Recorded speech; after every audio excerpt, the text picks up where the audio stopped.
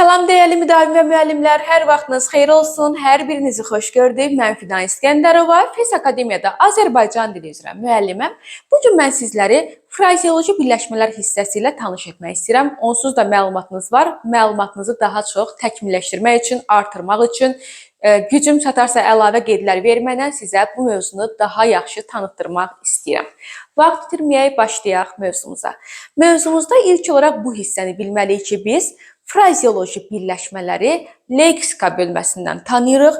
O səbəbdən frazeoloji birləşmələr nə qədər də model cəhətdən bir neçə sözün birləşməsi kompleksi sayılsa da, biz bu sözləri bir sözlə ifadə edirik. Məsələn, cin atına minmək bərabərdir əsəbləşmək. Yəni, bu yığında söz, bir neçə söz yığılsa belə bir məna yapardı. Yəni, əsəbiləşmək mənasına. O səbəbdən biz həqiqətən də elə haqlıyıq ki, frazeoloji birləşmələrə söz deməliyik. O səbəbdən də leksika bölməsində öyrədilmiş olur. Əgər birləşmə sayılsaydı, biz onu sintaksis hissəsində keçmiş olardıq. Demək ki, sən demə söz sayılır. Bundan əlavə nəyi bilməliyik? İlk olaraq frazeoloji birləşmədə yadda saxlamalıyıq ki, mütləq ağlımıza gələn ifadə məcaziliyin qoruyub saxlamalıdır. Məsələn, top yola düşdü. Burada frazeoloji birləşmə yoxdur, çünki top həqiqətən də yola düşə bilər.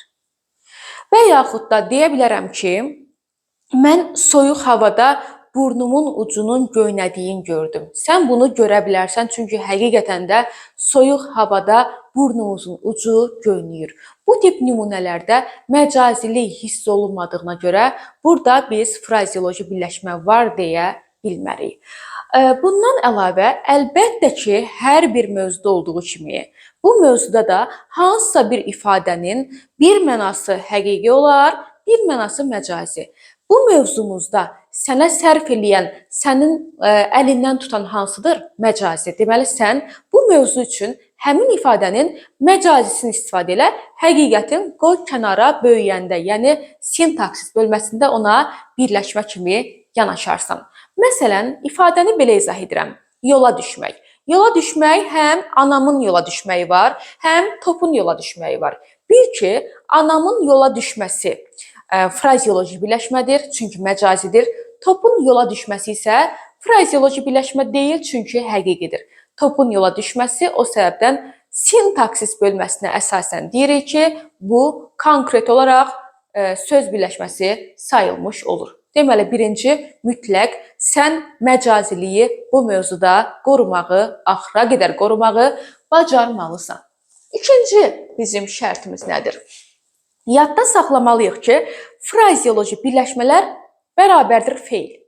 Yəni, hər bir məzmunu olan ifadənin hansı nitq hissəsi olduğun mənşəyini anlamalıyam da, bu hardan peyda olub? Frazeoloji birləşmələrin hər biri feildir. Yadda saxlayaq. Məsələn, isim deyil, sifət deyil. Bəzən çaşırlar ki, məcazidirsə yəqin ki, qızıl əllər frazeoloji birləşmədir. Hər məcazi olan frazeoloji birləşmə deyil. Hər məcazi olan feillər amma frazeoloji birləşmədir. Bunu da belə yadda saxlayaq. Məsələn, mən xəbər yaymağa bu məcazi ifadəyə frazeoloji birləşmə deyə bilərəm. Çünki əlbəttə ki, xəbər yaymaqda mən artıq feili gördüm.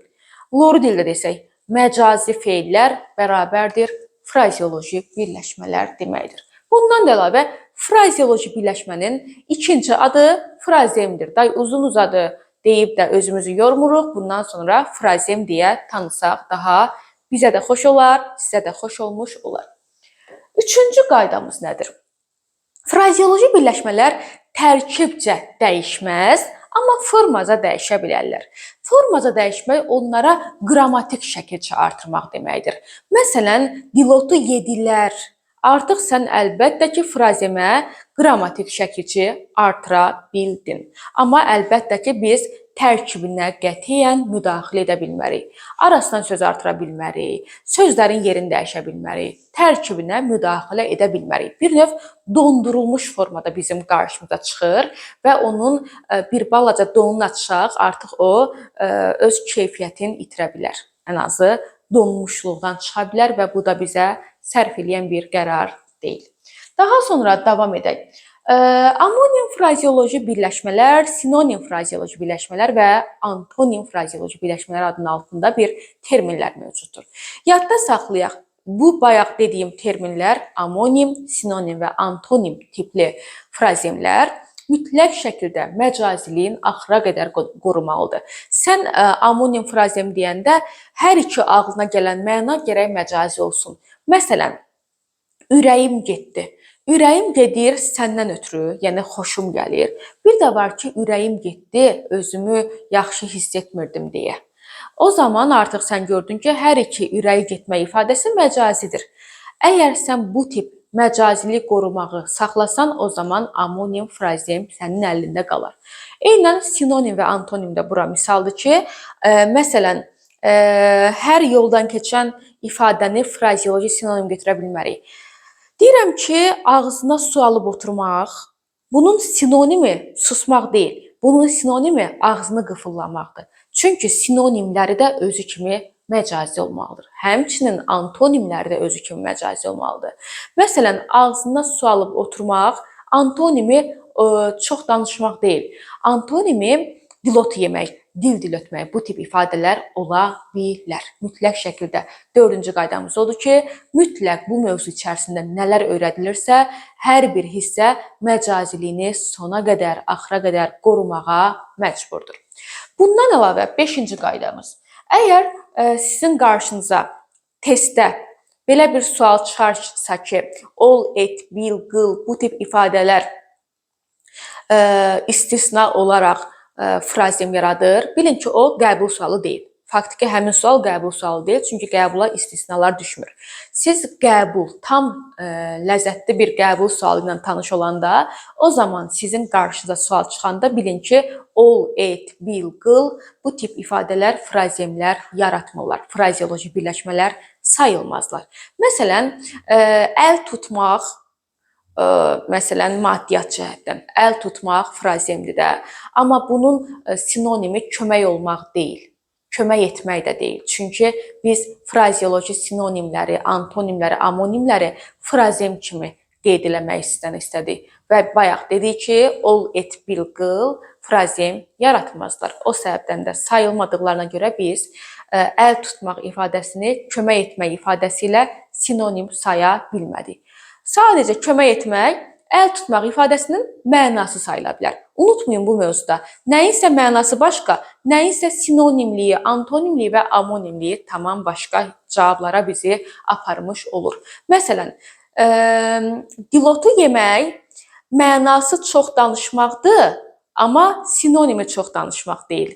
Dilotu yeməyin sinonimi nədir? Dil ötməkdir. Eynən, dilotu yeməyin mənası çox danışmaqdır, düzdürmü? Antonimi ağzına su alıb oturmaqdır. Day antonim nəsən? Az danışmaq demək deyə bilmərsən.